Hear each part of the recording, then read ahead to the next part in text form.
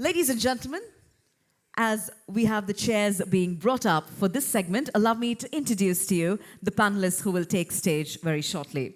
Our panelists and champions joining this conversation include the following: Mr. Bingumal Thewarathanthri, Chief Executive Officer at Standard Chartered Bank; Mr. Supun Weerasinghe, Chief Executive Officer at Dialog Axiata; Mr. Sushena Ranatunga, Director, Creative Softwear; Mr. P. Sivakumar, Assistant Director, Family Planning Association of Sri Lanka; and Mr. Ishan Jalill, Founder and President for Ability for Action.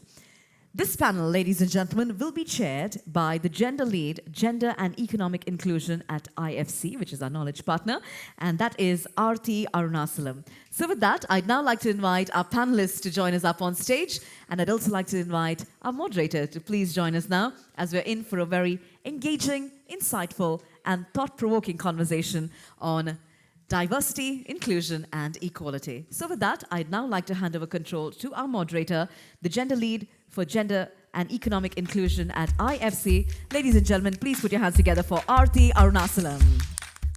What a fantastic evening so far. And I do know that I am in between dinner and the next exciting award event as well. So as Ishan comes and takes his place, we've heard tons of, hi Ishan. Hi. We've heard a lot of variations on what diversity and inclusion is for today, but I'd like to start with a quote which I actually heard growing up. It's where diversity is being invited to a party and inclusion is being asked to dance. So simple, yet so complex. And I think like a lot of reflections did come about from the previous panel discussion as well in terms of how broad diversity could be beyond gender. So today's panel discussion aims to address some of the critical barriers, business cases, strategies, and ways to shift the narrative when it comes to having more diversity champions, right? And our focus will be very specific to a few areas: gender, persons with disability, LGBTQI, and the base of the pyramid. So at the end of the session, we'll try and see if we can open the floor to all of the audience. So just bear with me for the next 35 minutes, and I need all your energy to support our panelists here.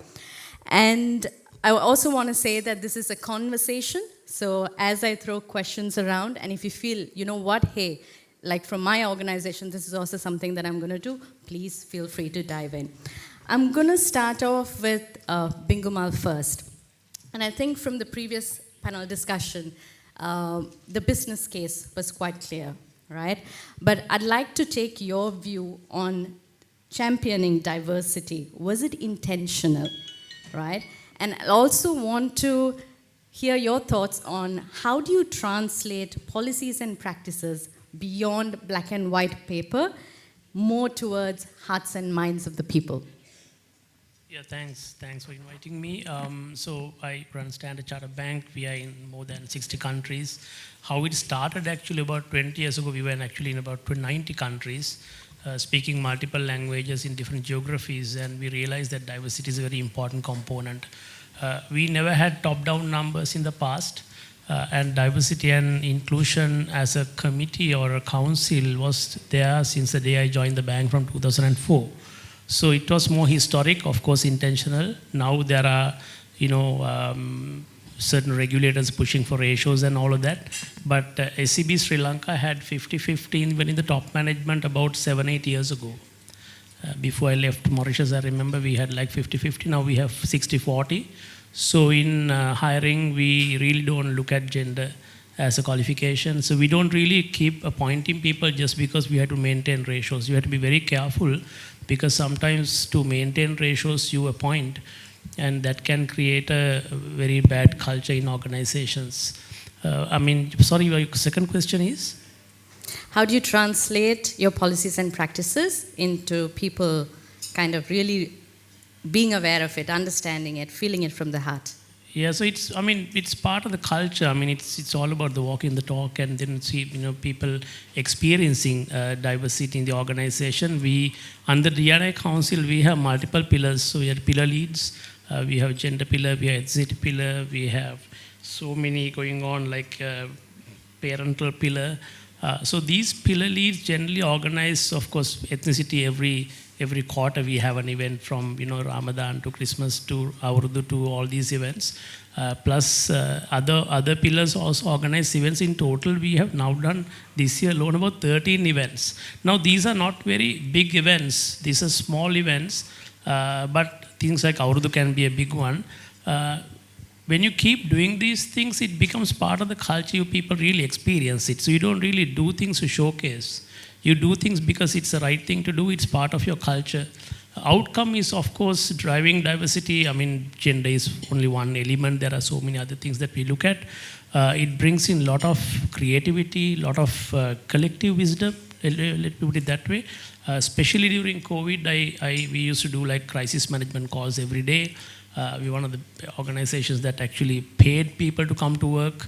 We had transport to people. We did so many other things. We had oxygen concentrators blocked in for people. We were one of the first organizations that did a lot of these things. So that collective wisdom came because of we had diverse groups in our crisis management team. So even on the generation side, because sometimes a lot of the organizations we see, you have very senior people running organizations. In my management committee, I have millennials. I don't have Gen Zs in the top management, but 80% of the organization is now Gen Zs and millennials. So it doesn't matter what we think. So we really need to listen to them. Of course, one last thing I want to touch is every year doing the employee survey and understanding what people are saying. So with that, we fine tune again. So it becomes a culture in the organization more than anything else. Of course, results are visible. No, thank you for that. It makes business sense, it's the right thing to do, and it has to be a part of the DNA culture. And very soon, there's going to be leaders who are Gen Z in your leadership, so I think you'll have to be prepared for that soon. I'm going to shift gears and move towards you, Ishan. So in Sri Lanka, when we look at persons with disability, they make up close to 8.7% of the population. So very recently, we had the UN Conventions on the Rights of Persons with Disability. But when you look at it from the persons with disability lens, there's still so much of obstacles, gaps, where 84% of people are not economically employed. So that's a drastic gap that's there, which also gives us an opportunity where we can translate this into people being employed, financially empowered, and also look at products and services that can really have reach and have the potential to unveil into the untapped market. What do you have to say for this? Hi, everyone. Hope all of you can hear me loud and clear. And thank you so much, Women in Management Sri Lanka, for giving me this opportunity and this platform. And also, to come to your question, Aarthy, thanks for setting the stage in that way and putting me on the spotlight. So basically, persons with disabilities and the job market, the employment problem in Sri Lanka goes way back. In 1988, if I'm not mistaken, the Sri Lankan government, the state, passed, basically adopted a circular which enables 3% of the workforce of any company or institution to consist of persons with disabilities. Now, like, I have been in the development sector for over 13 years, and I'll just very briefly say what I had to go through and what I expect from the business community in terms of employment for persons with disabilities. Like, when I was volunteering, this was actually during my university days, I used to volunteer for an organization called Disability UK. I was the head of the Young Voices Sri Lanka, which was a chapter of Shire. Basically, in 2012, there was a need there was a very wider discussion among the disability community between what's required and the skill set of persons with disabilities. So at the time, we were able to organize a job fair in 2012 for persons with disabilities, where 715 persons with disabilities came and participated for the job fair. And then from that 715, 380 persons were able to receive jobs as a result of that initiative. And very prominent corporates were involved in the process. So having said that, and with all the other initiatives that I have been involved, one significant problem that I see is, yes, there are, of course, in the previous panel discussion, all the gentlemen who spoke about how they empower not just women but also persons with disabilities.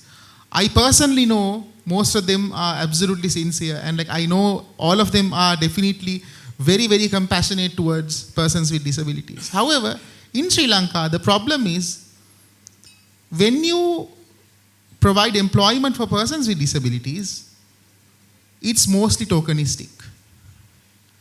It's all about the numbers. It's all about the quantity and not the quality.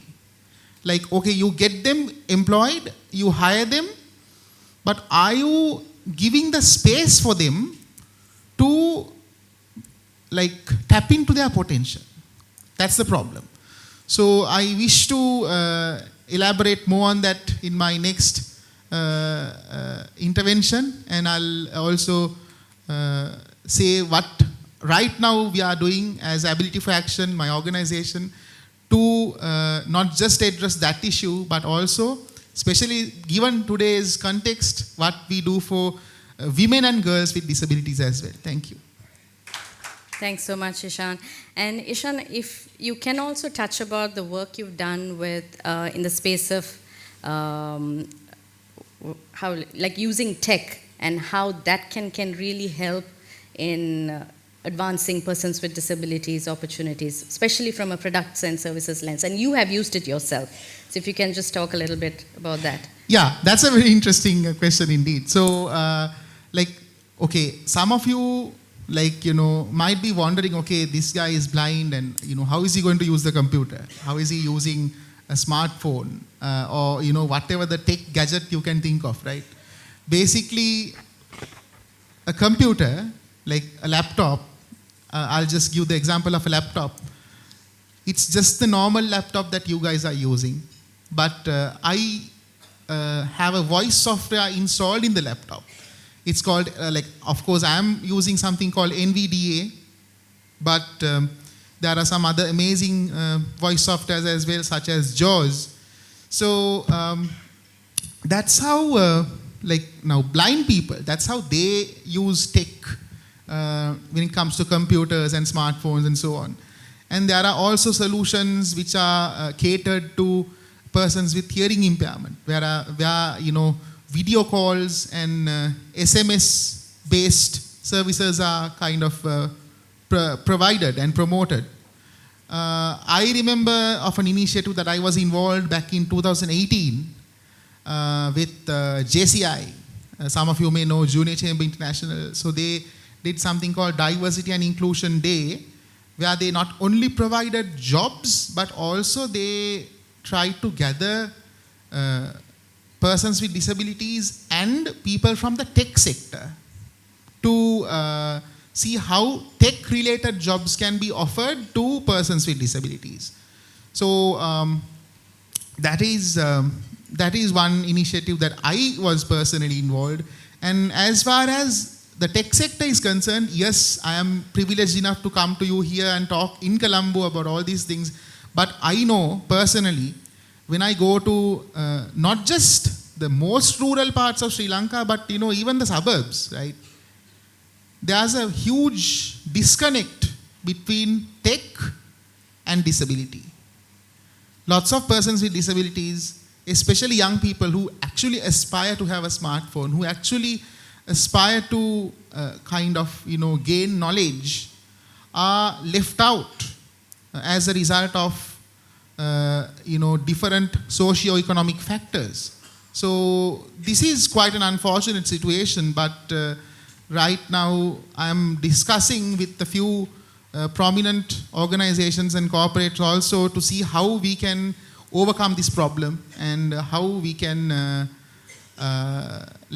how this topic will not be the biggest, most burning issue in the future. So thank you.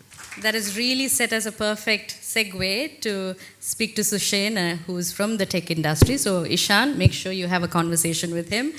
And so from a persons with disability lens, there's a lot of opportunity from the financial sector, apparel, and tech industry.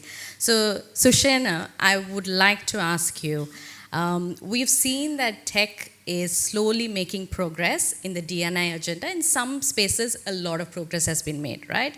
So do you find that at the moment, like climate, gender is becoming diversity is becoming a buzzword, right?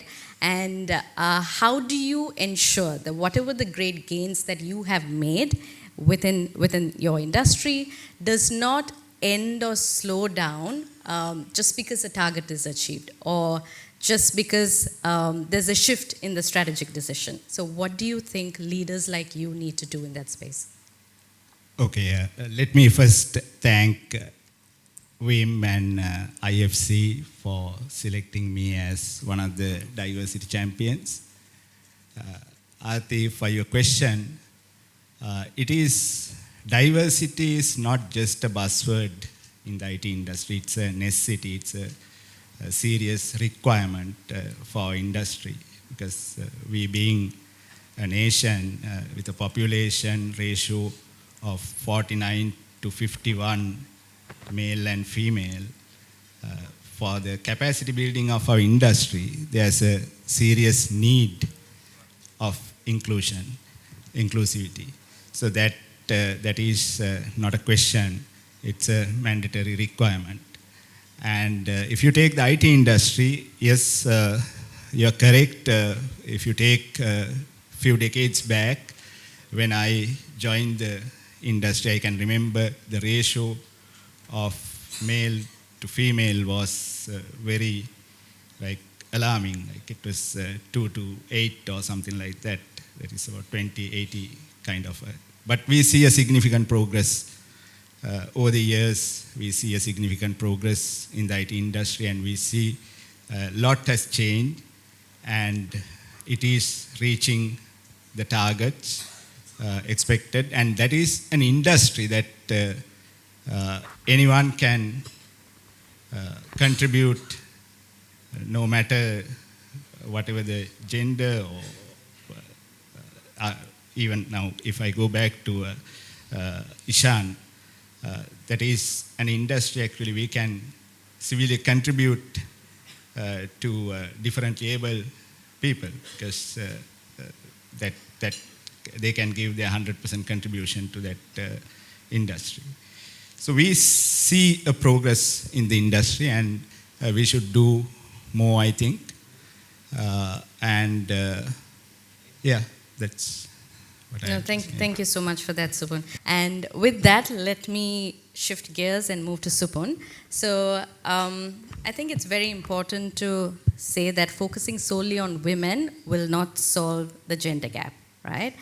Because we need both men and women to have equal access to resources and choices. And there was a pre-pandemic study which says that achieving gender parity can increase our GDP up to 20%, right? So Supun, and I think from tech now we're moving into connectivity, right, more broadly.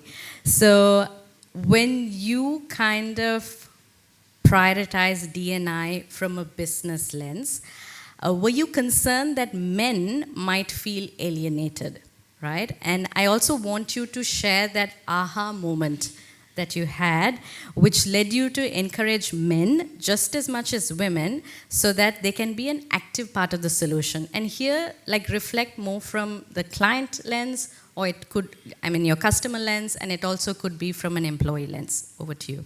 Sure. Firstly, thank you very much, WIM, Sulochana, IFC, and everyone for recognizing me and Dialog with this recognition. And I think Dialog has always built its business model on inclusion. When we started our operations way back in 95, telecommunications, cellular was an exclusive service for the rich, the affluent. We changed that paradigm. We said that connectivity should go to everyone, and we need to make it available, affordable to every person in the country. And as we progress down this journey, around 2015, we saw that there's a significant disparity between connectivity held by men versus access to connectivity or own device for women. And this gap was as high as 70-30. Only 30% of women had a telephone which they owned.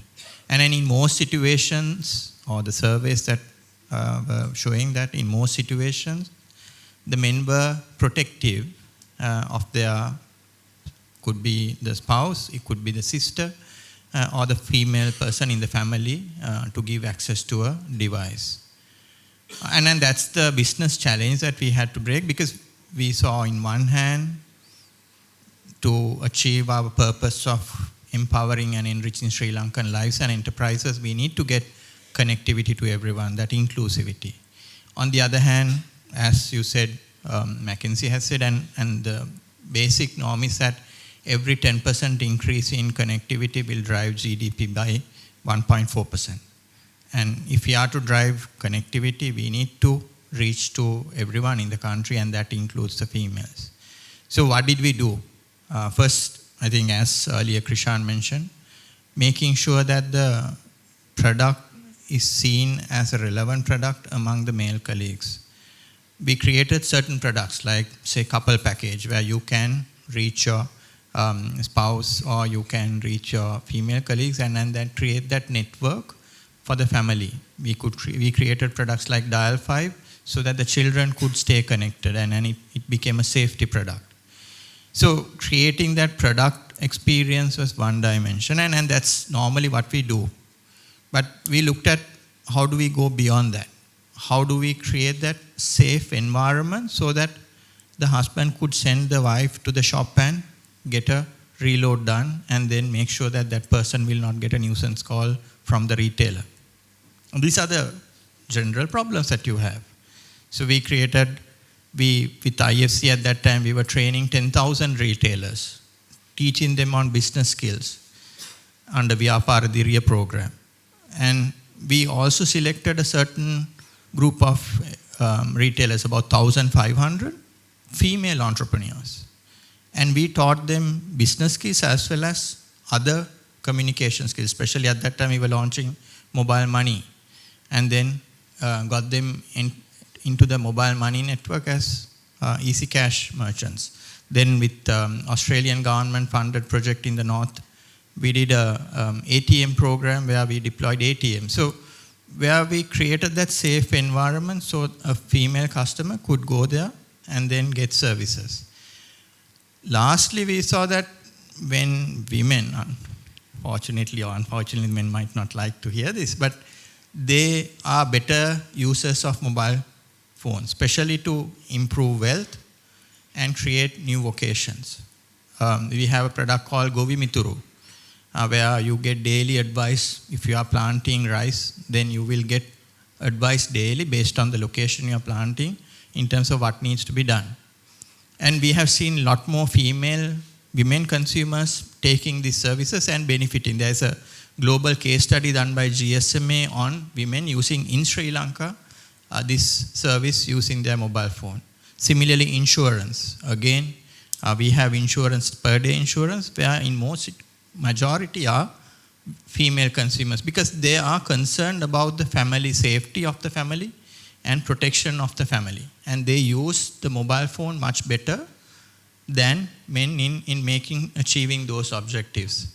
So it's that entire value chain that we had to touch and continue to build on. I'm going to move to Sivakumar. So Sivakumar, change starts at home. Yeah? And we can keep blaming the culture, the social norms, and till the cows come home, right? I'd like to hear your perspective as a leader of an organization that works with the base of the pyramid in the estate sector on topics like family planning, which can be taboo. Yeah? So how is your work shifting this narrative? And I'll also like to hear a little bit more on, so are more men now sharing better household responsibilities, care responsibilities? Are women being financial, are they kind of facing financial freedom? That really translates into equal pay, childcare, respectful workplace in the estate sector. A tough one, but would like to hear your perspective. Thank you. First of all, I would like to thank WIM team because choosing me as one of the champion in this movement. I am very proud of you because I am coming from plantation background. My parents are tea pluckers. So first of all, what you see, that things we can learn first. So in that case, because everything my community, I saw so many things. Luckily, I joined 2011 in the Family Planning Association Sri Lanka. So that also one of the big motivation to me to something in my society. So under that background, especially in state sector, tea plantation state sector, family planning is a table too. But present situation, it will be changed because we already work together, we educate them, we aware them, they are important, everywhere we tell them.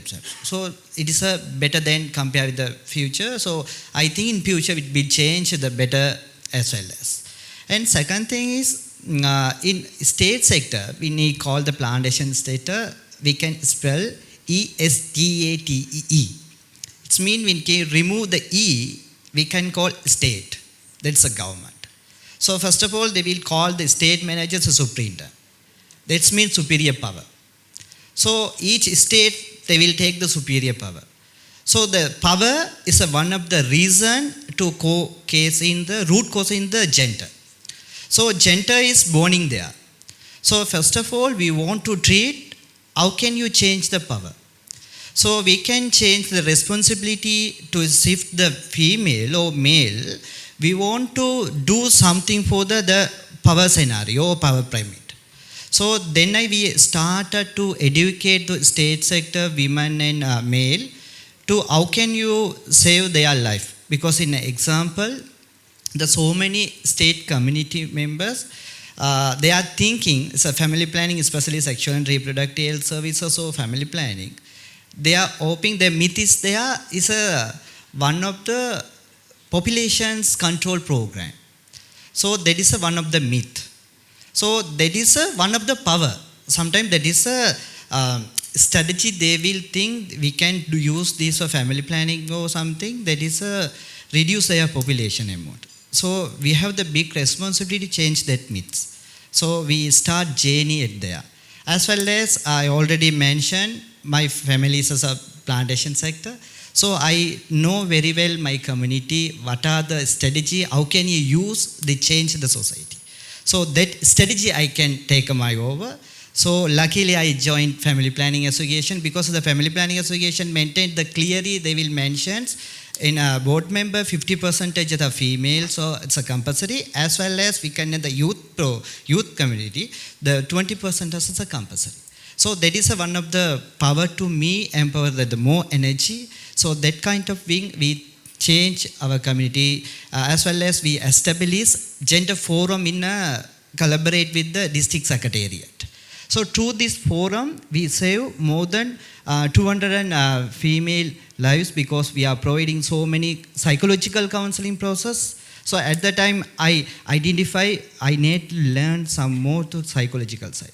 So I learned, as well as I provided that services. So more than 200 women's life we will serve still nowadays directly, as well as forums very active. So many government, non-government organizations are collaborate there. So sometimes the female or girls or ladies, they need some help for economical side or psychological side or medical side.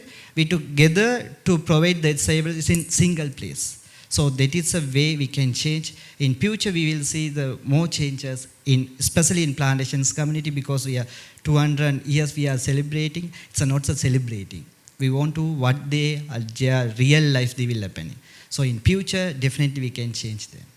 I'd like to ask the audience, do you all know what an intention gap is? If you all do, just raise your hands. Okay, so when we say an intention gap, it's basically a gap between your intention and the action plan, right? So to give you an example, say in a company, there's two people who are going to get promoted. One is a mother, a young mother, who's just come back from maternity leave, and the other is a father. So the company might decide to promote the father because the financial need might be so critical in this phase, versus a mother where the workload might be a little too much to take at that critical life. So the intentions are very pure and clear, but unintentionally it leads to a gender bias or a blind spot, right? And this is, we can call it as discrimination or the rest of it. But it's very important for us to be clear on what the intention and action gap is. So with this context, right, I want to open it up to Bingumal and Supun here. So leadership's top commitment is very critical, right? And how do you translate top leadership commitment into a truly inclusive workplace that translates into that translates intention into meaningful implementation? Thank you. So first of all, we don't bring home front to the office. So you must be going through a difficult time. Our increments and promotions and appointments has absolutely no relevance to the job appointments we do. That's the way we operate. But when you ask this question, I was thinking about how that has happened in Standard Chartered Bank. I think one important thing I see is organization also has a way of driving the business. So when we come up with business plans in our different geographies based on opportunities, we never push our people to go beyond a certain level. So the capacity plannings are done, and there's a conduct audit done based on the capacity planning. So you're not pushed to get a guy who can do 14 hours of work compared to a pregnant mother or a person who has delivered. So I hired people who are pregnant. I've had situation, my tech and ops person is a lady. When I call for interviews, after filtering, last 3 candidates were 3 ladies. We had like 10 people applying for it. All 3 were ladies. I had to choose between the 3 ladies to whom to get this tech job.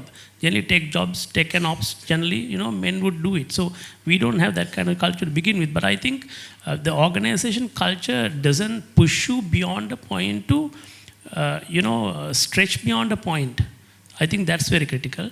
Second thing, I'm sure we have 100 days of maternity leave and 100 days of paternity leave. So 200 days. Mother can go first and the father can go later, and then you can go on like that, right? You have another kid, again another 200 days, right?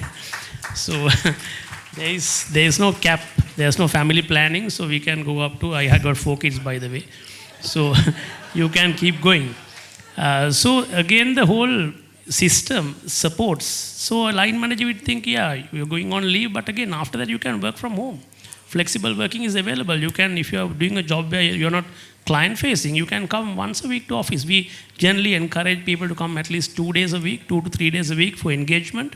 But a mother who had delivered and taken maternity will be very relaxed. We'll give you another 3 days to work from home. Today we are globally connected, so you don't have to always come to office, getting into a bus, get ready. It's a lot of work for a mother, right? So we have all those processes in place to make sure the line managers are not pushing beyond a point. And the tone from the top is also very important. That's why I think Sri Lanka is very unique, even in stand chart perspective. Even our D&I culture is very different to group culture. The pillars that I spoke about is very unique to Sri Lanka. So we have something unique to us been going on and keep on improving every year. No, thanks for that. And Supun, do you want to come in? Yeah, I think nowadays, given the connectivity and the access to technology, this really is not a major challenge. I call this intention gap KDG, or knowing and doing gap. It also equally applies. You want to have a healthy meal, but you end up eating fast food, despite forgetting that you have to remain healthy. And then it is a basic human thing. But I think Sri Lankan corporates, at least we have what I have seen, and then also from my experiences in Bangladesh, have progressed well in terms of looking at these stereotypes. And then they look at the potential of the employee or potential of the staff, and then recognize that, and not so much short-term, 3 months, 6 months view, rather a long-term view. And I think as leaders, what we have seen, my personal observation is, women are a lot more responsible in delivering. And they would leave aside anything but make sure that they deliver their responsibilities. And then that's the larger overarching comfort that we have as leaders, because they won't drop the ball. And then they would work extra hours to make sure that they are able to deliver that. And then increasingly there's support from the male colleagues, because it's working as a team. We call it one team at Dialog.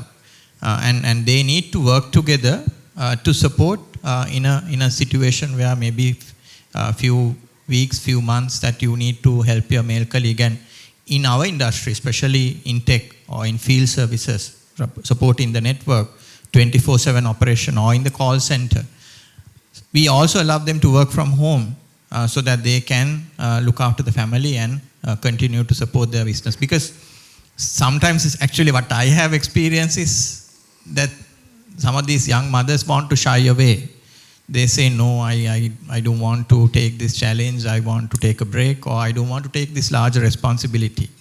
I have multiple occasions having to convince them, saying, no, you need to look at how we will support you, because you have a better future and you have that potential. And you need to, we have to give that confidence to them, support to them, so that they don't shy away. And then they don't think that this is not something that I can do, and I want to take a lesser role.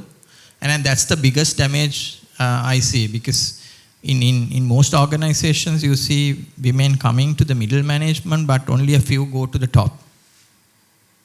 They come to the middle management. In Sri Lanka, middle management, maybe I would say, and at Dialog, good 40-60%, 40% female, 60% male. When I was in Bangladesh, it was like 90-10, 90% men, or 95-5. It was really hard to get a female colleague to come to the management. But they don't progress, or they put themselves or impose themselves constraints which hold them back from moving from middle management to the top. It is not lack of competency, it is not lack of potential, it is not lack of their capability. It is them who themselves impose on themselves, saying that, no, I don't want to take a larger responsibility. Will I let down the organization? Because as I said, women are a lot more responsible and they don't want to let down others. But that's where we have to help, so that they can progress to the senior management and deliver.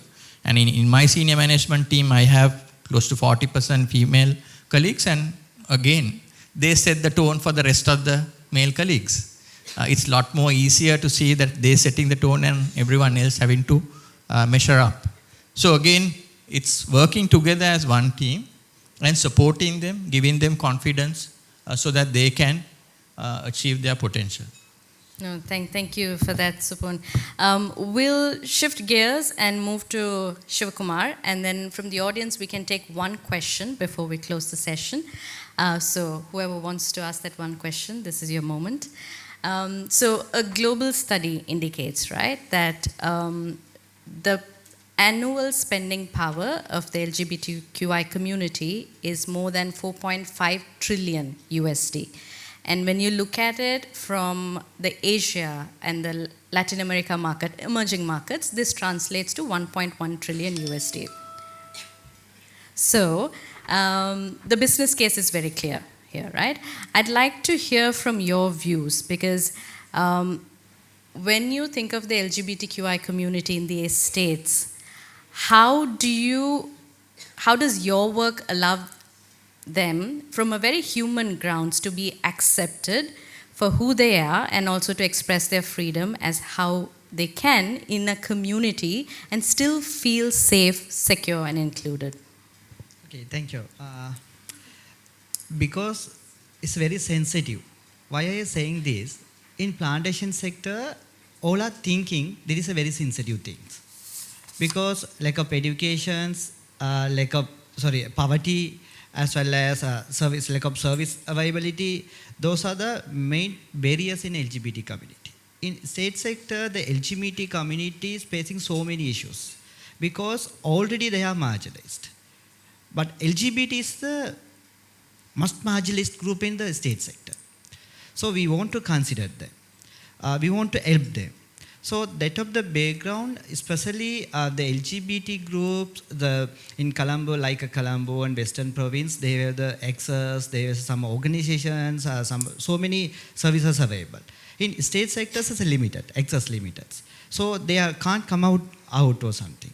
So that kind of situations, we have the big role to do something for them. So because that is that's also human. They also have the rights. So we are the rights organizations, we have also all human have the same rights. So we want to help them also. So that thing's a very main part. So FPSL and myself doing counseling as well as we are doing, we have some mappings which organizations they are supporting the LGBT community. At that time we can refer them, we will guide them, we can counseling them. So that is one of the way we are providing our services as well as good example. Because one of the trans women came from the plantation community. She don't know how can change their birth certificate. So we are talking because GRCs is important things we want to change. Sometimes they are going to government official, come back, and after that because government official much of that know that is so come back again. So sometimes they feel this is not working or something. Sometimes they will feel another choice. So at the time in FPSL, in myself, we'll do the right way, what they can do. In future, how can you manage? Also, we are considering providing our service in our level in the maximum. Can we have a question from the audience? I think the moment has passed then. All right, so thank you so much. And I think I wanted to ask a final lineup question, but forget it. We're really in between the dinner here. But I think today's panel discussion would have created so many sparks in each one of you. And I do hope that you become the future diversity champion. And as Sulochana said, lead without the title. Thank you.